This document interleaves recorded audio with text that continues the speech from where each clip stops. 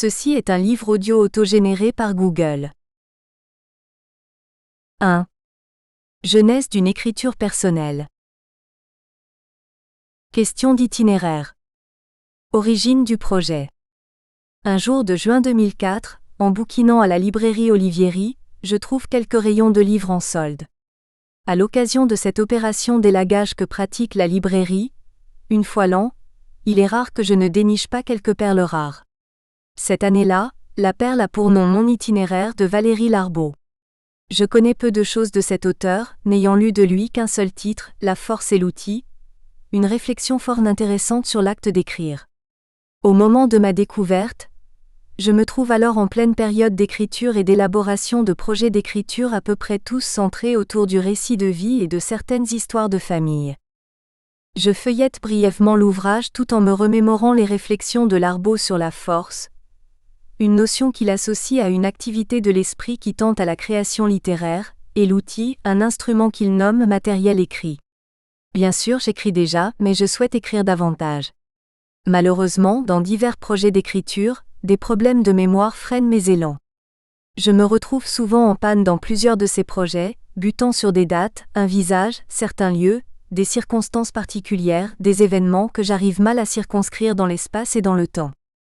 Par exemple, j'ai eu une quinzaine d'oncles et tantes du côté maternel. Mes liens avec eux ont été fort variés selon les circonstances et les époques. La vie de clan que j'ai menée avec eux a laissé des traces plus ou moins importantes, plus ou moins durables. Parfois, je me rappelle un événement mais non la date. Je pense à un lieu, mais les circonstances demeurent floues.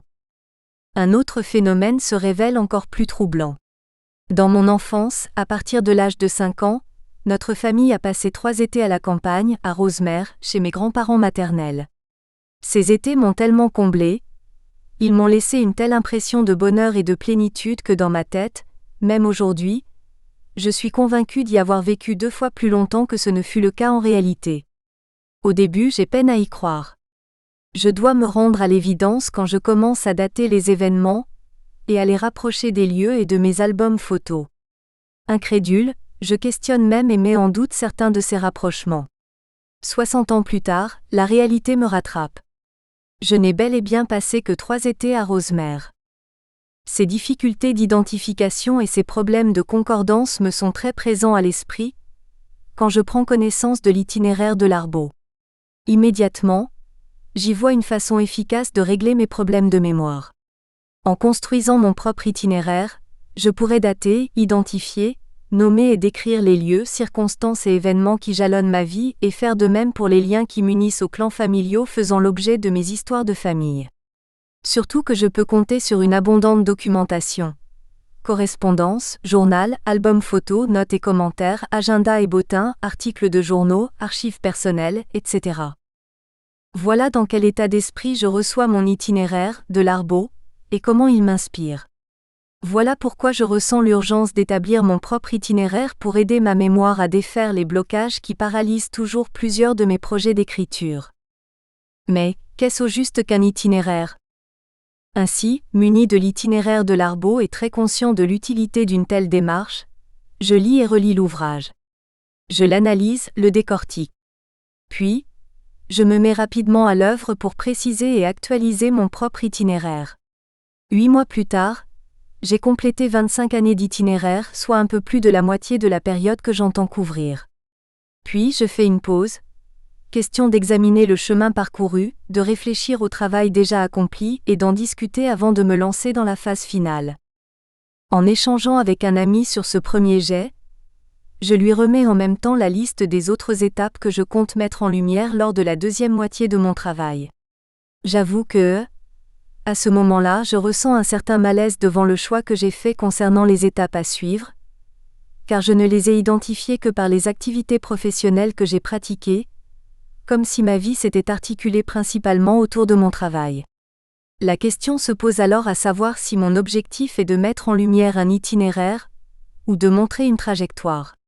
À la réflexion, je me rends compte que dans une trajectoire, on connaît d'avance le point d'arrivée et que le choix des événements retenus pour y arriver se fait forcément selon cette logique. Dans un itinéraire, au contraire, les événements interviennent les uns après les autres. Ils sont fortuits, et ne concourent à aucune finalité. À quoi est-ce que je veux que l'itinéraire réponde ? À ce qui a été marquant pour que j'aboutisse aux HEC, à 20 ans, ou à ce qui a été marquant dans ma vie, jusqu'à l'âge de 20 ans ? Même questionnement pour les étapes ultérieures qui se trouvent à la source de mon malaise. Qu'est-ce qui compte vraiment ? Ce qui a été marquant pour que je me lance en affaires, à mon compte, à 35 ans ? Ou ce qui a été marquant dans ma vie jusqu'à l'âge de 35 ans ? À n'en pas douter, l'essentiel se trouve vraiment dans ce qui s'est passé dans ma vie, et non seulement dans une seule dimension de ma vie, si importante soit-elle. Après chaque événement, tous les possibles sont ouverts. C'est ainsi que va la vie. D'influences reçues en coups de barre donnés, les uns après les autres. L'itinéraire montre la vie qui évolue, chemin faisant. Il dévoile le chemin parcouru. Après avoir mieux compris la différence entre itinéraire et trajectoire, je repense mon projet, sa structure, ainsi que les éléments qui vont me permettre de le mener à terme. Je comprends aussi que l'itinéraire d'un individu a des caractéristiques propres, et qu'il est important de bien les mettre en valeur. Je mets du temps à saisir cette réalité, mais une fois bien comprise, je recommence tout mon travail afin de décrire un itinéraire, non une trajectoire. L'itinéraire de Valérie Larbaud. Mon itinéraire est avant tout une commande de l'éditeur Stoll, faite à Valérie Larbaud alors qu'il souhaitait joindre quelques notes biographiques sur l'écrivain lors de la publication d'une bibliographie de ses œuvres. En septembre 1926, Larbaud écrit à Stoll : « Je pense que vous trouverez d'abondants éléments biographiques dans cet itinéraire. L'essentiel y est. » Larbaud a 45 ans lorsqu'il écrit mon itinéraire. L'ouvrage consiste en une brochure de 61 pages et couvre ses 45 ans de vie. À part ces années d'enfance et d'adolescence qui sont regroupées pour fin de commentaire, les 25 dernières années sont traitées individuellement, année par année, et ce qu'il en dit tient en général en moins d'une page. Or, en une page de commentaires par année de vie, Larbaud adopte forcément un style télégraphique. Son écriture nomme les choses. Elle brosse des esquisses. C'est une écriture de référence, une écriture qui renvoie à ses œuvres. Il n'y a pas ou peu de phrases complètes. Comme le lui a demandé son ami Stoll, Larbaud lui fournit des renseignements sur ses origines, ses résidences, ses voyages, ses relations littéraires, etc. Larbaud précise que son itinéraire s'attache en priorité à la géographie de son existence, préalable et terrain de tous ses livres. Marc Kopylov, qui préface l'ouvrage, ajoute que c'est bien à un voyage dans sa vie que l'écrivain nous invite, nous assurant par là un accès privilégié à lui-même. Par bribes, omissions et insistance, Valérie Larbaud accepte de nous dire beaucoup, ses parents, son enfance, son adolescence, ses années d'exil, ses études, ses écrivains, ses amis, et accepte aussi de nous parler de son caractère, ses inquiétudes, ses obsessions, sa soif d'érudition. Un itinéraire bien à moi. 61 pages pour nous donner accès à 45 ans de vie de Larbaud, m'apparaît être un tour de force. Je me dis que si on peut dresser le profil de quelqu'un de façon aussi concise, je ne devrais pas être éloigné de mes projets d'écriture trop longtemps. Mais voilà, voir et admirer un travail aussi bien fait et s'engager dans une pareille démarche pour un résultat similaire, même si on s'y plonge avec enthousiasme et détermination, est une autre affaire. À première vue, l'exercice me paraît simple, surtout que je peux compter sur de nombreux documents pour raviver ma mémoire. Toutefois, à l'usage, l'exercice s'avère plus compliqué et surtout plus complexe. Larbaud nomme les choses comme ses voyages, ses rencontres, ses études, surtout dans la mesure où elles servent à éclairer ses œuvres. Comme c'est un écrivain connu, il peut se contenter d'esquisser certaines réalités au lieu de les décrire, sans pour autant nuire à leur compréhension ou les priver de sens. Comme je ne suis pas écrivain, et que je peux encore moins compter sur des œuvres littéraires pour éclairer mon propos, je me trouve rapidement à l'étroit dans le système de Larbaud. De son itinéraire, je retiens donc, grosso modo, une certaine périodicité ainsi que les différents thèmes qu'il aborde, adaptant bien sûr le tout à mes expériences de vie. Comme l'objectif de mon propre itinéraire diffère grandement du sien, j'adopte pour structure de projet et comme type d'écriture une approche vraiment différente, assortie de quelques particularités propres à ma situation. Construction d'une méthode. Une structure en 3 temps. Une structure en 3 temps me semble appropriée, parce qu'il me paraît ainsi plus facile d'activer ma mémoire. De plus, Cela me permet, en évoquant des faits ou des événements, d'en dégager plus facilement le sens. Enfin, l'atmosphère ambiante, le milieu de vie et l'environnement dans lequel s'est déroulée ma vie ont toujours revêtu une grande importance. De ce fait, le choix d'une structure en 3 temps équivaut à me donner la possibilité de décrire la vie qui se déroule dans 3 temps superposés. Un temps long, que j'identifie à une période. Un temps moyen qui subdivise la période en tranches de vie. Et enfin, des temps courts, les rubriques thématiques, qui à l'intérieur de chaque tranche de vie, captent l'état des lieux ainsi que les faits et gestes du quotidien dans les différentes sphères de la vie. La période, c'est la longue durée. Une durée de temps, bien sûr, qui s'inscrit dans les dates et les événements.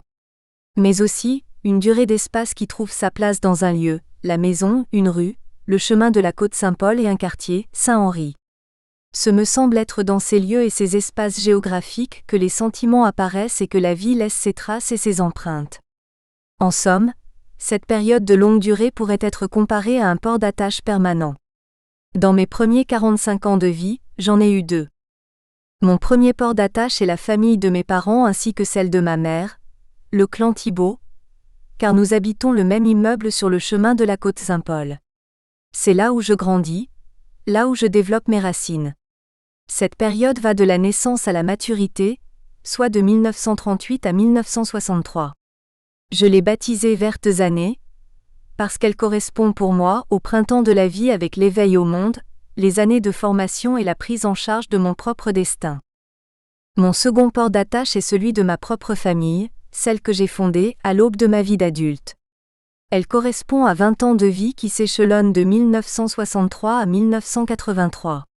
J'ai identifié cette seconde période en famille, car elle correspond à un long moment où l'on mène soi-même ses enfants à l'éveil et au monde. C'est aussi un temps où, comme adulte, on s'engage dans la vie en tentant de se réaliser ainsi que de donner vie à ses rêves de jeunesse. Pour moi, ces 2 périodes coiffent 2 mouvements longs, homogènes dans leur lancée. Le temps de l'apprentissage à la vie suivi d'un second temps alors qu'on fait le saut dans la vie. Les tranches de vie, c'est la moyenne durée. Je pourrais les associer à des mouvements de va-et-vient, à partir du port d'attache permanent. Des mouvements faits de départs répétés, d'élan que l'on prend, d'échecs que l'on encaisse, d'humanité que l'on développe en soi. À cause de cela, la tranche de vie est comme un espace de temps qui imprime une marque et crée un environnement. Elle enveloppe et pèse sur toute la vie quotidienne. Par exemple, pendant les 5 années que je passe au collège comme pensionnaire, toutes mes relations et tout mon quotidien sont imprégnés de cette réalité. Cette tranche de vie, les années de pensionnat, va durer de 1950 à 1955. Plus tard, quand je déniche une grosse job chez Bell Canada et que je rêve à la présidence de l'entreprise, je me lance corps et âme dans le travail. Cette tranche de vie, les ailes brisées, ne dure que 10 mois. Et bien que mon passage chez Bell soit de courte durée, l'intensité que j'y mets colore ici aussi toutes mes relations et tout mon quotidien. Dans ces 2 cas, l'homogénéité de la situation et l'encadrement qui en est résulté caractérisent bien ce qu'est une tranche de vie, qu'elle s'échelonne sur 10 mois, comme au Bell, ou sur 5 ans comme quand j'étais pensionnaire au collège. Elle est avant tout un temps fort, un moment marquant qui imprègne tout l'être dans son fonctionnement quotidien. La période Vertes années comprend 5 tranches de vie. L'enfance, 1938 à 43, l'école primaire, 1943 à 50, les années de pensionnat, 1950 à 55, la vie étudiante à Montréal, 1956 à 59, et l'école des hautes études commerciales, 1959 à 63. La période en famille en comprend également 5. Premiers élans, 1963 à 70, les ailes brisées, 1970 à 71, à mon compte, 1972 à 74, vers l'international, 1975 à 79, et sur fond de bouleversement, 1980 à 83. L'Arbo, avant sa majorité, regroupe ses expériences par tranche de vie de 2 ans. Par la suite, chaque année est traitée séparément, comme une tranche de vie autonome. Pour moi, cet exercice, bien qu'offrant des avantages pratiques, est tout simplement impossible à réaliser. J'aurais pu nommer les choses, sans toutefois pouvoir leur donner un sens ou les mettre en contexte. Par contre, en retenant des tranches de vie un peu plus larges, je peux regrouper des séquences de vie assez homogènes de façon à pouvoir décrire d'une manière significative, dans un certain nombre de rubriques thématiques, les faits et gestes du quotidien. La rubrique thématique, c'est la courte durée. Elle correspond à une petite capsule de vie. C'est l'instrument qui me semble le plus efficace pour dire, préciser et montrer le contenu d'une facette du quotidien dans une tranche de vie. Chaque tranche de vie contient 10 de ces rubriques, donc 10 facettes de vie quotidienne que je décris en y disant ce que j'ai vu, vécu, expérimenté ou ressenti. Cet exercice donne ainsi lieu à une série de tableaux et d'autoportraits aux couleurs de chaque époque, pour chaque facette de la vie. Au total, on compte 100 de ces petites capsules de vie. L'essentiel de mon itinéraire s'y trouve. Voilà pourquoi il m'apparaît important de préciser la nature et l'importance des 10 rubriques thématiques retenues. Les rubriques thématiques au cœur de l'itinéraire. Quand je commence à rédiger mon itinéraire instinctivement, je suis la méthode Larbaud en identifiant des thèmes comme la résidence, les études, et en les caractérisant brièvement comme il le fait. Certaines années, lorsqu'un thème se révèle moins présent dans mon souvenir et que ma mémoire en repère les traces plus difficilement, j'ai tendance à l'ignorer tout simplement. Je suis confrontée à 2 problèmes. Le premier, relié au type de description que je fais pour chaque rubrique thématique. Une description d'un ou de quelques mots peut avoir du sens pour Larbaud, mais rarement pour moi. La seconde difficulté se présente à propos de l'irrégularité ou de la prolifération des thèmes retenus. Une année, je peux passer outre le thème éducation-formation et en ajouter un nouveau, comme la santé. Je me trouve donc à faire silence sur des thèmes importants, voire essentiels, et par ailleurs à les multiplier en périphérie. Ainsi, au début, ma première tranche de vie contient 7 rubriques thématiques. La seconde en compte déjà 11, dont 5 nouvelles. À la 4e, je suis rendue à 16 rubriques. Au total, en 4 tranches de vie, j'arrive à compter 24 rubriques thématiques différentes. Ça n'a aucun sens et je n'aboutis nulle part. C'est comme si les réalités que j'essaye de décrire n'ont aucune consistance et me glissent entre les doigts. Pourtant, ma vie, dans ce qu'elle a d'essentiel, n'a pas 24 facettes. Après mûre réflexion, je décide de retenir pour chaque tranche de vie 10 rubriques thématiques formelles, toujours les mêmes. La résidence, les relations, ailleurs, éducation, études, formation, entre nous à l'œuvre, culture, loisirs, jeux, je me souviens, rêverie, préoccupation, archives, artefacts. Ce me semble être dans ces 10 facettes de vie, dans ces 10 dimensions de l'être, qu'un itinéraire se construit jour après jour, étape par étape. Pourquoi alors retenir des thèmes qui sont extérieurs à l'individu, des thèmes du dehors, pourrait-on dire, comme la famille, la résidence, les relations? En fait, chaque individu, dès sa naissance, fait partie de ce dehors qui est là, présent partout par la famille, l'école, le milieu, etc. Ce même individu, à titre d'être intime, c'est l'être du dedans, et il se trouve intégré très tôt à toutes les dimensions de son environnement. Il absorbe, est influencé, réagit, rejette, intègre, choisit. En un mot, cet individu se construit graduellement une identité. Ainsi, le dedans va petit à petit prendre sa place dans le dehors, puis croître, se développer, s'affirmer, se réaliser et plus tard se mettre en retrait et passer le relais. Le développement de ce processus identitaire se trouve au cœur de la construction d'un itinéraire. Pourquoi alors garder, à l'intérieur de chaque tranche de vie, 10 rubriques fixes quand dans une vie, de l'enfance à la vieillesse, les choses changent continuellement? À la naissance, nous avons tous qualité d'être humain. Ce qui nous différencie, c'est la manière dont chaque être humain se développe. À chaque âge, ses naissances, ses développements, ses deuils. Les rubriques thématiques, toujours les mêmes d'une tranche de vie à l'autre, sont donc là pour capter des instantanés, des moments présents à chaque étape de l'apparition d'une dimension de l'être et de son évolution. Comme les êtres sont constitués d'un nombre infini de possibilités, les rubriques thématiques, du fait qu'elles soient toujours les mêmes, vont capter, pour chacune des dimensions de vie, le temps de l'émergence, du développement, de la maturité, de la dominance parfois et du retrait. C'est, me semble-t-il, l'approche qui peut le mieux montrer les temps d'une vie, une série d'autoportraits qui arrivent à illustrer le cheminement d'un individu. Par ailleurs, j'aimerais mentionner que l'adoption de rubriques fixes à l'intérieur d'une même tranche de vie présente 2 inconvénients, des répétitions inévitables de dates, d'une part, ainsi que des mentions répétées d'événements d'autre part, surtout lorsqu'un fait majeur intervient. Par exemple, quand je vais en Algérie avec mes enfants, en 1975, c'est un contrat des HEC qui m'y amène. C'est à cause de ce contrat que je vais au Moyen-Orient, à 2 reprises. De retour à Montréal, je continue d'être en relation d'affaires avec des banquiers de la région et en relation d'amitié avec les collègues que j'ai fréquentés, avec mes enfants, à Boumerdès et à Alger. Mon contrat des HEC a donc des répercussions significatives sur ma vie de famille, rubrique entre nous, sur ma vie professionnelle, rubrique à l'œuvre, sur mes relations, rubrique relations et sur mes voyages, rubrique ailleurs. Or, comme les retombées de ce contrat n'ont pas toutes lieu partout, en même temps, il y a forcément, d'une rubrique à l'autre, un certain mouvement de va-et-vient dans les dates et ou les événements pour en faciliter la compréhension. On peut tâcher de minimiser les redites, mais les exigences de sens de chaque rubrique font qu'on ne peut les éliminer complètement. À tout prendre, les avantages de la méthode dépassent quand même largement les inconvénients qui en résultent. En construisant un itinéraire sans rubrique thématique fixe, ma mémoire aurait tendance à travailler surtout avec les éléments marquants qu'elle retient et qui se présentent à elle pour une période donnée. Si au contraire, pour cette période donnée, j'interroge plutôt ma mémoire sur divers sujets comme la résidence, la famille, les relations, j'obtiens alors une variété de commentaires, des nuances, une hiérarchisation des faits et des événements. Ainsi, des tableaux d'atmosphère et de groupe se précisent. Des autoportraits se dégagent et présentent des caractéristiques plus distinctes. D'un thème à l'autre, d'une rubrique à l'autre, d'une tranche de vie à l'autre, l'itinéraire se construit et finit par présenter le sens d'une vie. Mais quel contenu renferment ces rubriques thématiques pour produire matière à tableau, ainsi que matière à autoportrait? Comment sont-elles définies? Résidence.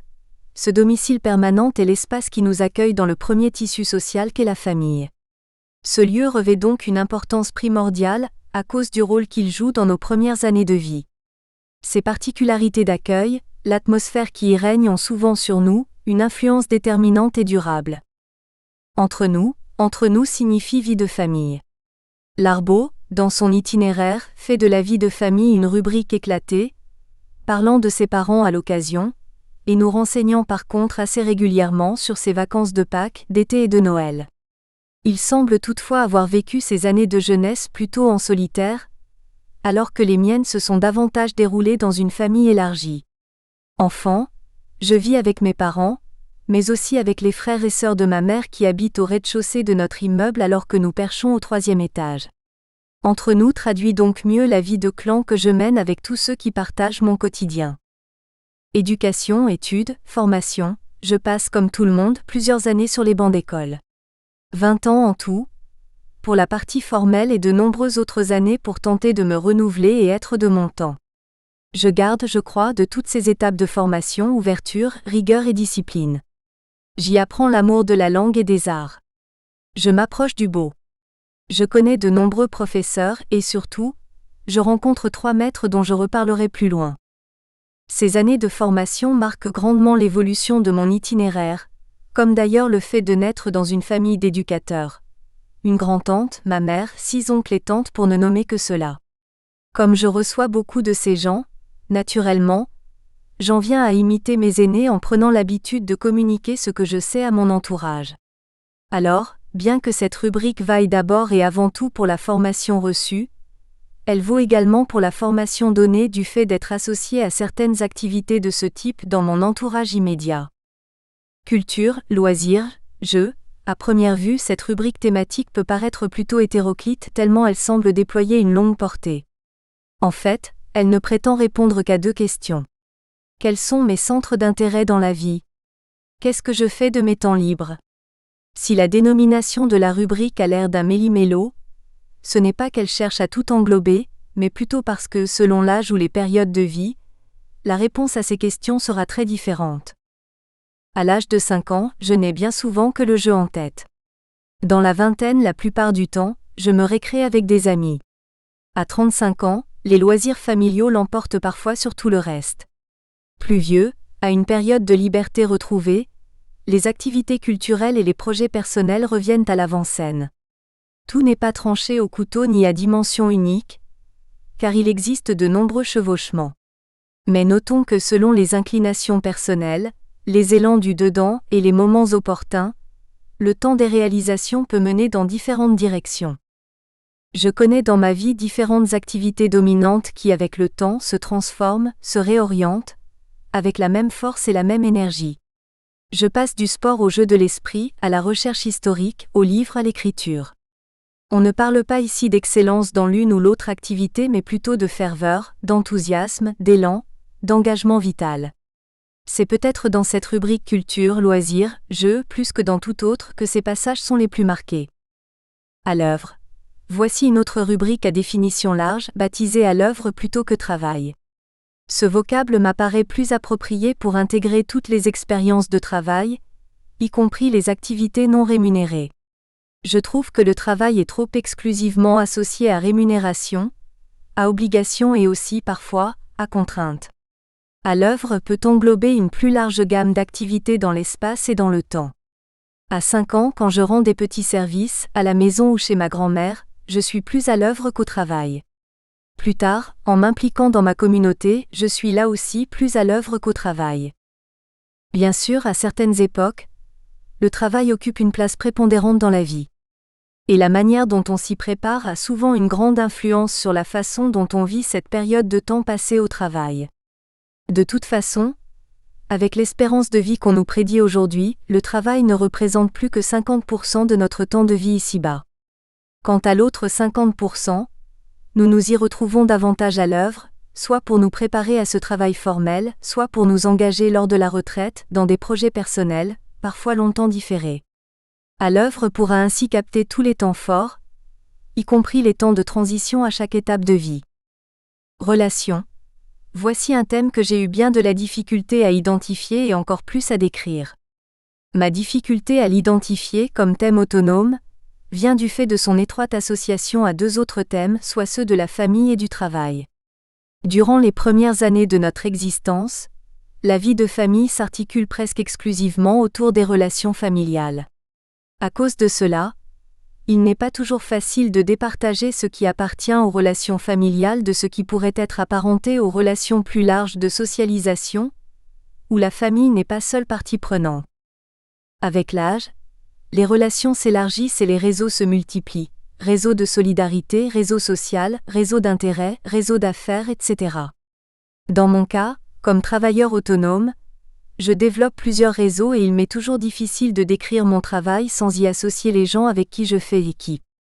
Dans la rubrique thématique à l'œuvre, consacrée au travail, je tente de concentrer mes commentaires sur le contenu de mes mandats, laissant ouverte la rubrique relations pour commenter les échanges avec mes collaborateurs.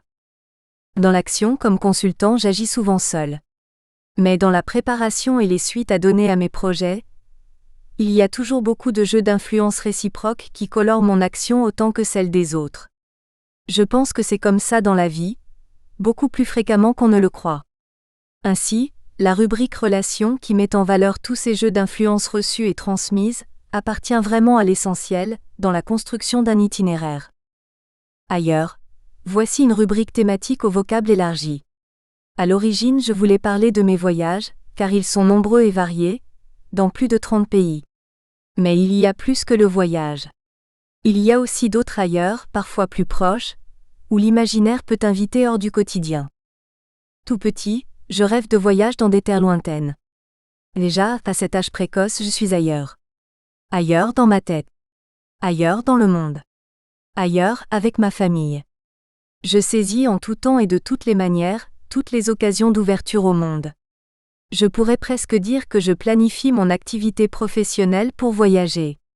Pour moi, il est important de capter dans une rubrique appropriée cet élan du dedans vers ailleurs, de le voir se développer, se gonfler et d'en partager la richesse.